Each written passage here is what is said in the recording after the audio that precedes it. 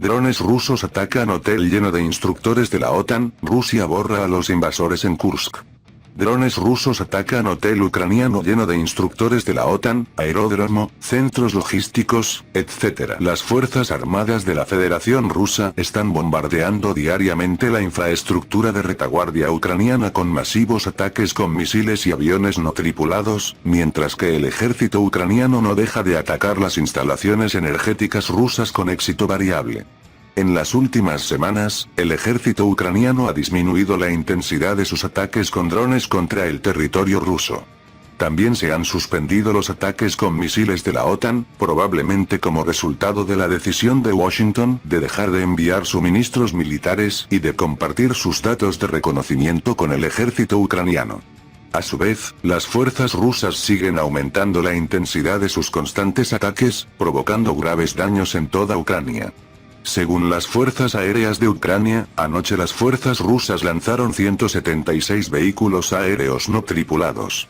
Las fuerzas de defensa aérea ucranianas destruyeron 130 drones rusos y 42 señuelos desaparecieron sin causar daños.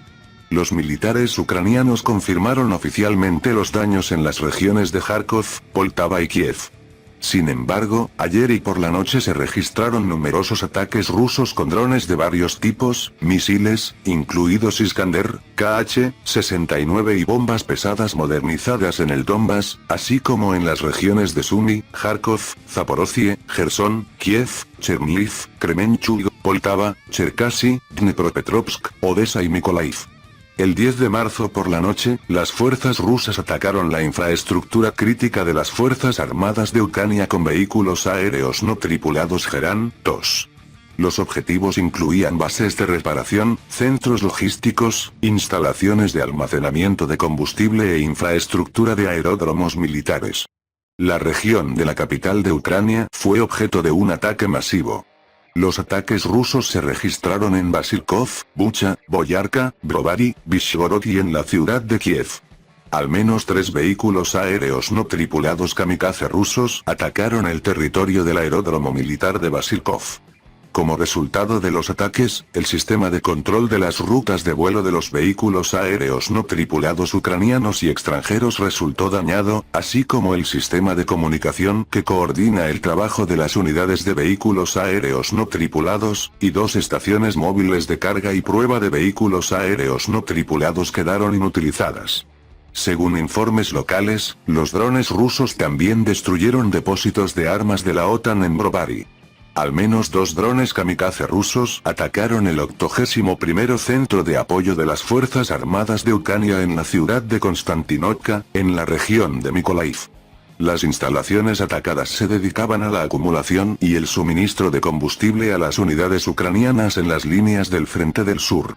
Como resultado de los ataques de los drones, se produjo un gran incendio en la zona, que causó graves daños a los sistemas locales de reabastecimiento y distribución de combustible, las estaciones de bombeo y el depósito de combustible.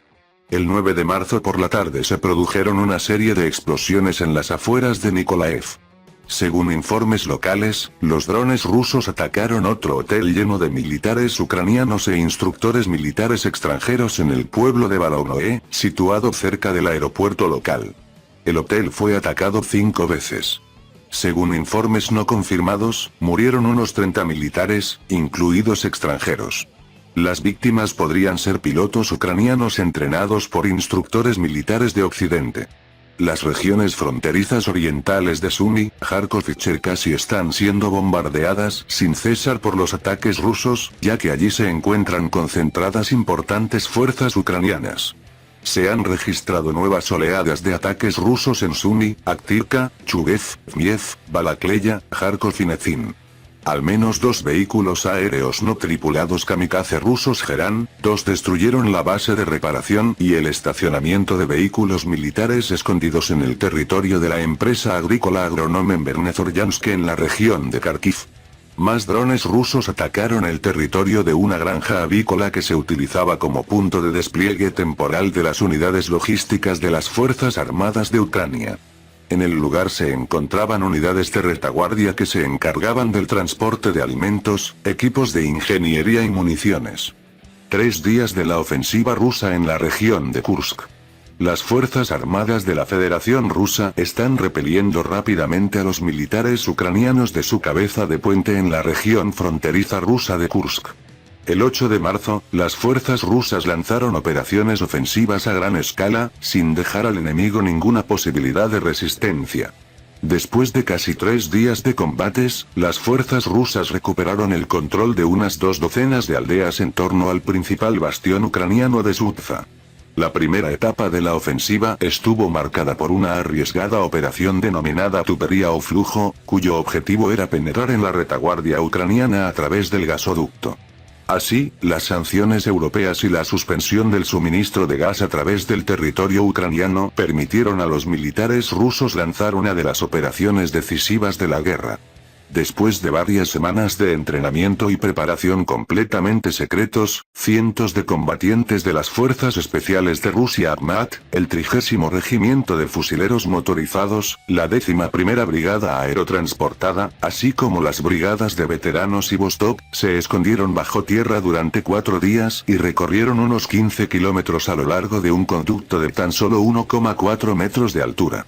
Tras recibir la orden de atacar, salieron a la superficie, sorprendieron al enemigo y capturaron la zona industrial de Sudza. Gracias a esta peligrosa operación, las tropas rusas pudieron limpiar las afueras de Sudza y lanzar un asalto a la ciudad, cortando el suministro al grupo ucraniano. El exhausto ejército ucraniano no esperaba tal maniobra, a pesar de que los conductos ya habían traído victorias al ejército ruso en Avdiivka y Pivnichne. El 10 de marzo, el Ministerio de Defensa de la Federación Rusa confirmó oficialmente el control total ruso de las ciudades de Kositsa, Malaya Lognya y Cherkaskoe Porechnoye, ubicadas al norte y noreste de Sudza. De hecho, las fuerzas rusas ya están completando las operaciones de limpieza en amplias zonas al norte y al este de Sudza y han tomado el control de las aldeas de Yuzhny, Zozulevka, Ichkotsky, Pravda, Martinovka y Miailovka. El Ministerio de Defensa ruso no declara oficialmente la victoria hasta que finalizan las operaciones de limpieza y hasta que las zonas cercanas están aseguradas, pero la escala de la ofensiva rusa deja a los grupos ucranianos dispersos resistiendo.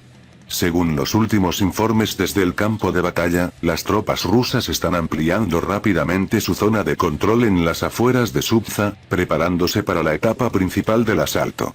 El bastión ucraniano en Kazachia-Logn ya fue parcialmente rodeado.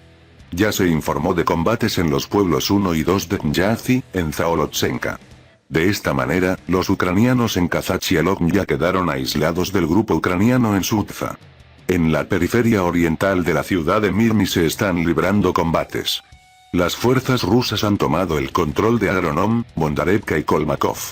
En las afueras del sur, las fuerzas ucranianas están intentando resistir en Dmitrikov y Manovka, pero al mismo tiempo, ya se informó sobre el avance ruso en las afueras del suroeste, donde, según se informa, se están acercando a Goncharovka desde el sur. Las fuerzas armadas de Ucrania están intentando con urgencia retirar del lugar a las unidades que aún están en condiciones de combatir, pero sufren graves pérdidas bajo el fuego ruso. Las tropas rusas están ampliando su zona de control cerca de Basovka y Zuravka en la región ucraniana de Sumy, aumentando la presión sobre las últimas carreteras utilizadas por las fuerzas ucranianas en Sudza. La mayoría de los soldados ucranianos han sido abandonados por sus superiores. Se trata principalmente de combatientes de la defensa territorial mal entrenados y soldados que fueron capturados a la fuerza en las calles de Ucrania y arrojados a las batallas como carne de cañón sin ningún entrenamiento de decencia. Como resultado, todas sus unidades se están rindiendo. En un intento de salvar a las fuerzas restantes del cerco, el mando militar ucraniano está enviando refuerzos a las zonas fronterizas a lo largo de la carretera entre Yunakovka y Sudza. También se informó de intentos ucranianos de contraatacar cerca de Gevo, pero fueron repelidos con éxito. El ejército ucraniano tiene actualmente el control de solo unos 15 asentamientos fronterizos, pero después de su inminente derrota en Sudza, las fuerzas armadas de Ucrania perderán por completo su presencia en el territorio ruso. Es probable que la ofensiva rusa en la región de Kursk desempeñe un papel decisivo en las negociaciones en curso. Moscú ha afirmado en repetidas ocasiones que no permitirá ninguna concesión territorial al régimen de Kiev y ha prometido destruir la guarnición ucraniana en Kursk. toda la sangrienta aventura de los ucranianos en suelo ruso tenía como objetivo obtener más beneficios políticos en la mesa de negociaciones y dar algunas victorias mediáticas al régimen de Kiev. Como resultado, otro desastre está llegando a su fin con terribles pérdidas del ejército ucraniano y sin resultados políticos. La llamada contraofensiva ucraniana en 2023 fue la primera gran derrota que confirmó que Ucrania no tiene músculos militares para jugar, a pesar de toda la ayuda militar de Occidente. Alejado de la realidad, los belicistas de Kiev y sus patrocinadores extranjeros lanzaron su ataque en la región de Kursk. Como resultado, las reservas estratégicas del ejército ucraniano fueron destruidas. La defensa ucraniana está a punto de estallar en el Donbass. Al menos 66.000 militares del ejército ucraniano murieron o resultaron heridos, según las estadísticas oficiales del Ministerio de Defensa ruso, por no hablar de las pérdidas de equipo militar, principalmente suministrado por la OTAN. Y finalmente Kiev se quedó sin una carta de triunfo, humillada en la mesa de negociaciones. Bienvenidos a nuestro canal Poderío Armadas, suscríbase a nuestro canal para tener la mayor información de la actualidad mundial. Si te gustó el video dale like, gracias por su visita a nuestro canal.